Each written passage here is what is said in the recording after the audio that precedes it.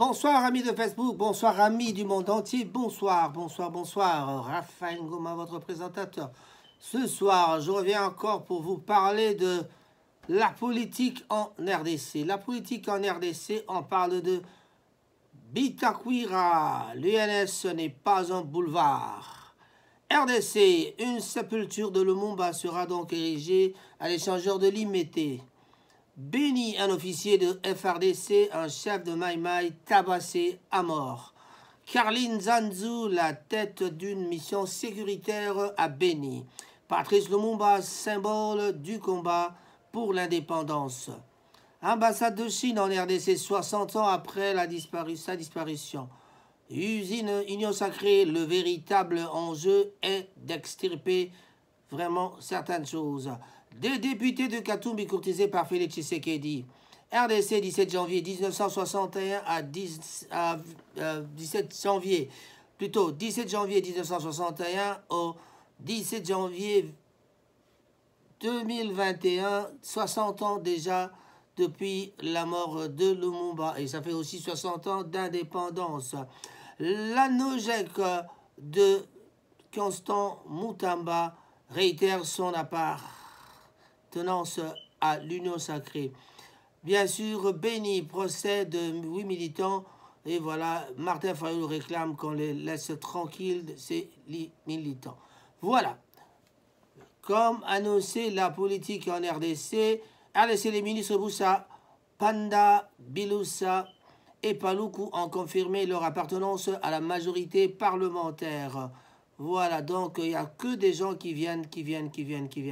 Les responsables de regroupement politique ADRP, AABC, AAB et Code ont été reçus donc ce lundi 18 janvier par Félix Antoine Tshisekedi Tshilombo et ont confirmé leur choix de s'investir dans la dynamique de l'Union Sacrée prônée par le chef de l'État. Voilà, tout le monde vient à l'Union Sacrée, mais il y en a qui commencent déjà à partir. RDC, Bahati Lukwebo et Mbosso Kodia reçus ce lundi plutôt par le chef de l'État.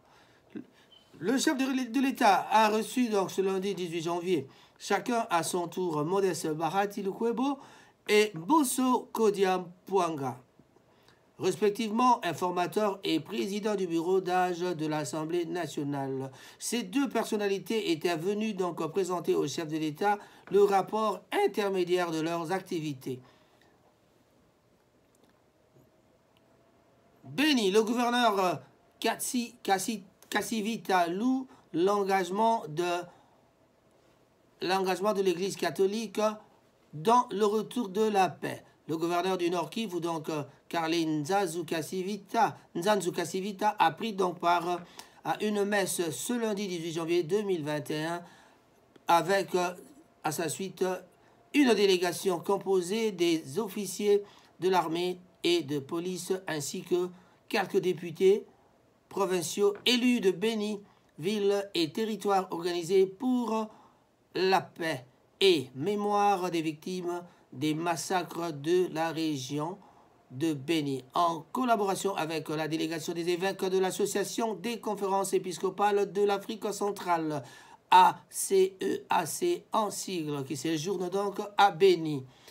Voilà, tout ça, ce sont des informations. Au Katanga, Ngoï Mulunda, donc ancien président de la CENI, aux arrêts à Lubumbashi. Oh là là, que se passe-t-il donc? Daniel Ngoï Mulunda, ancien président de la CENI et pasteur, est aux arrêts depuis ce lundi 18 janvier. À en croire plusieurs sources concordantes, il est détenu à l'ANR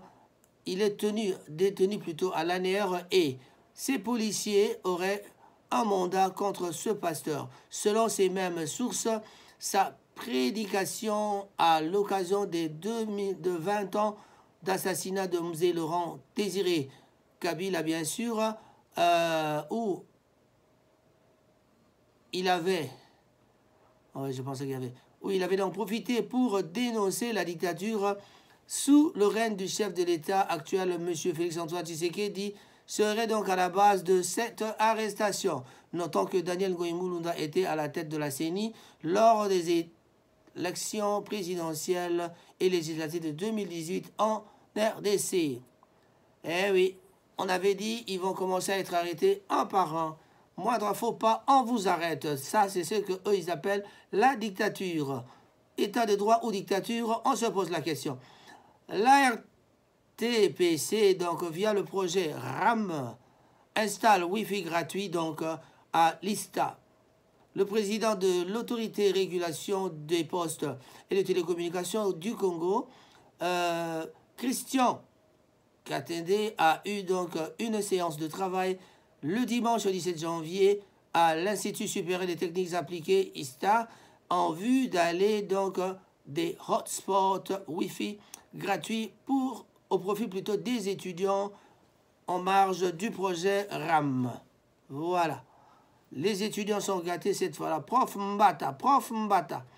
Ah, le constitutionnaliste, lui, qu'est-ce qu'il raconte? Par son arrêt, la Cour constitutionnelle a mis fin à la dictature des autorités morales.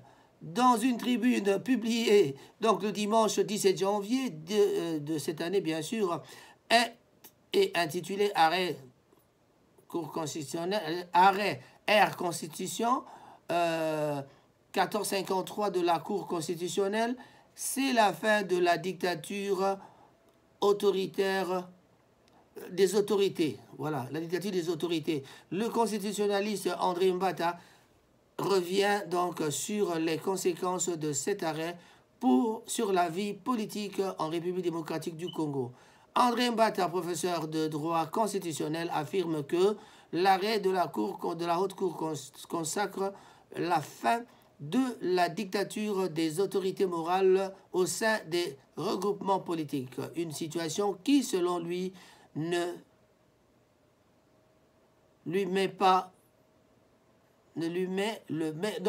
selon lui, met le front commun pour le Congo de Joseph Kabila en autorité morale à genoux.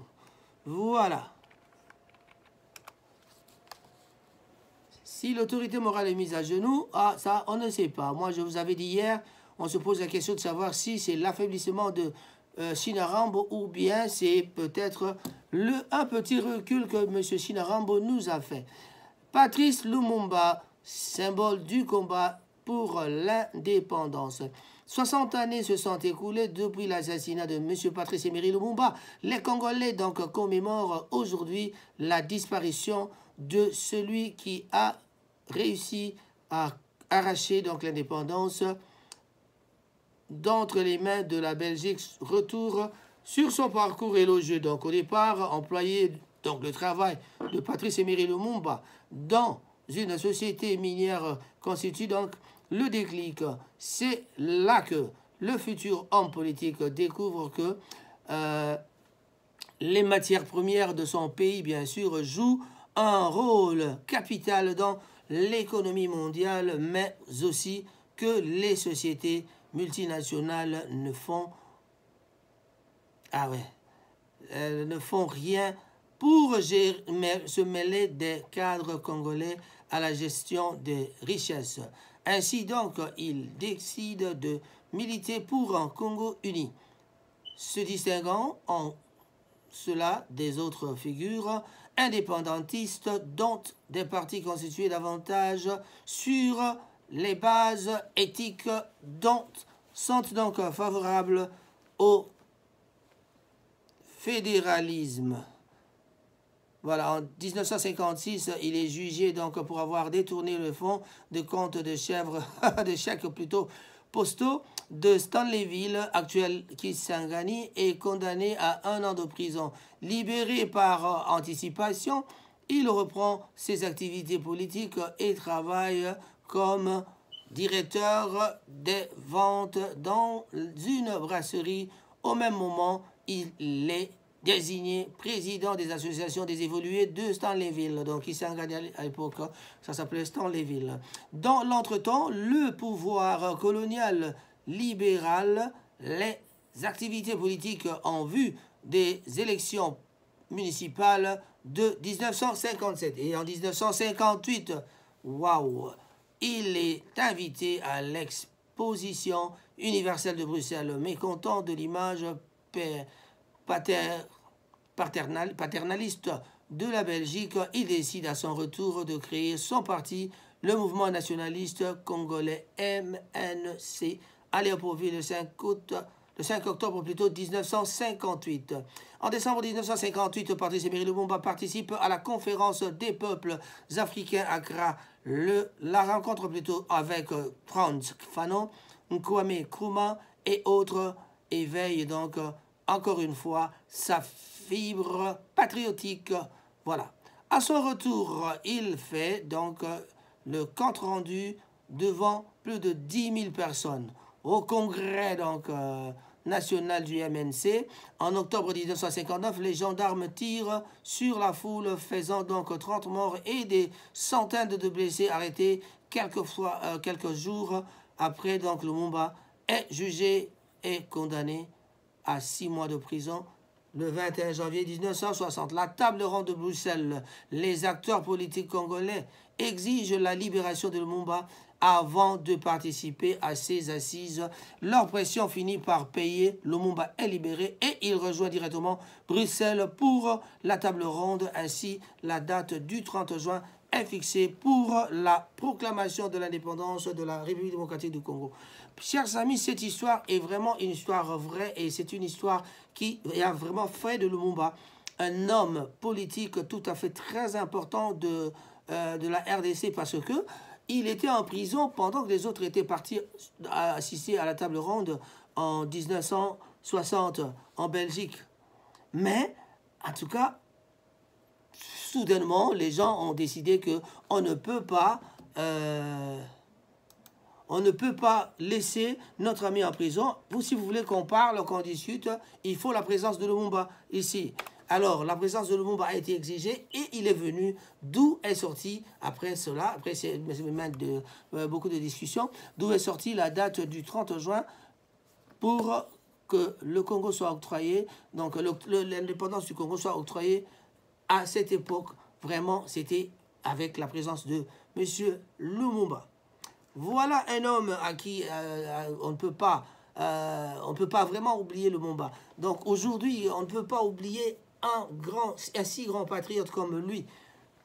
Donc on n'oubliera jamais M. Lumumba. Chers amis, ce soir, c'était juste un rappel de titres comme ça pour vous parler. Les vraies infos de Rango, ça, je suis en train de préparer ce qui va être la formule de mes émissions quand mon YouTube sera lancé officiellement.